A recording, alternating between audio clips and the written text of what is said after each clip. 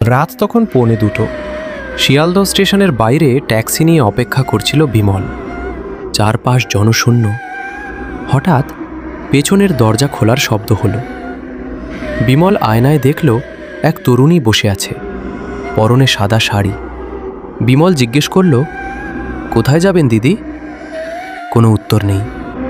মহিলাটি শুধু একটা হিমশীতল আঙুল দিয়ে সামনের অন্ধকারের দিকে ইশারা করল। বিমল ট্যাক্সি চালাতে শুরু করল, কিন্তু তার ভেতরে এক অদ্ভুত ভয় কাজ করছিল। অদ্ভুত ব্যাপার, বাইরে প্রচণ্ড বৃষ্টি হচ্ছে, কিন্তু ট্যাক্সির ভেতরে কোনো শব্দ নেই। বিমল খেয়াল করল বাইরের শব্দগুলো যেন হঠাৎ হারিয়ে গেছে। সে রেডিও অন করার চেষ্টা করল, কিন্তু সেখানে শুধু স্ট্যাটিক নয়েজ ভেসে আসছে। বিমল রিয়ার ভিউ মিররের দিকে তাকালো। আয়নায় সে দেখতে পেল মহিলাটি তার দিকে তাকিয়ে এক অদ্ভুত হাসি হাসছে। কিন্তু যখনই সে সরাসরি পেছনে তাকালো, দেখল সিটটা একদম খালি। আয়নায় তাকালেই আবার তাকে দেখা যাচ্ছে। ভয় পেয়ে বিমল ট্যাক্সি থামাতে চাইল, কিন্তু ব্রেক কাজ করছে না। হঠাৎ সে তার হাতের ঘড়ির দিকে তাকালো। ঘড়ির কাঁটাগুলো পাগলের মতো উল্টো দিকে ঘুরছে, সময় যেন পেছনে ফিরে যাচ্ছে। ট্যাক্সিটা নিজে থেকেই একটা পুরনো গোরস্থানের সামনে এসে থামল। পেছনের দরজাটা সশব্দে খুলে গেল।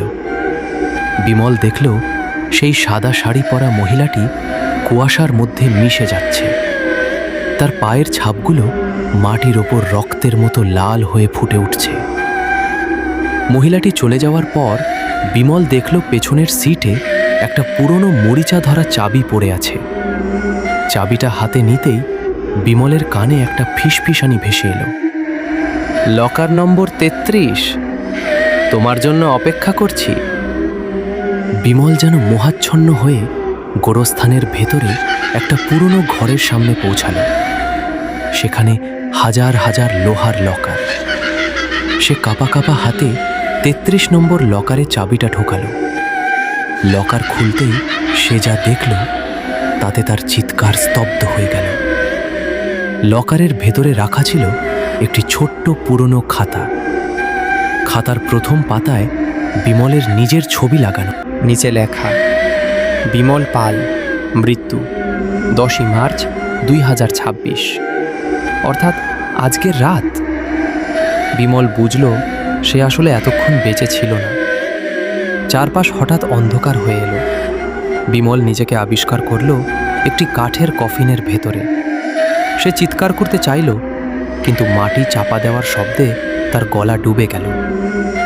উপরে দাঁড়িয়ে সেই মহিলাটি হাসছে। ট্যাক্সির মিটার তখনও চলছে। আমাদের লক্ষ্য ভ্রমণের তখনও চলছে। সাবস্ক্রাইব করুন এবং পাশে থাকা বেল আইকন চাপুন, যাতে নতুন ভিডিও আপলোড হলেই সবার আগে দেখতে পারেন। ধন্যবাদ। আমাদের চ্যানেলে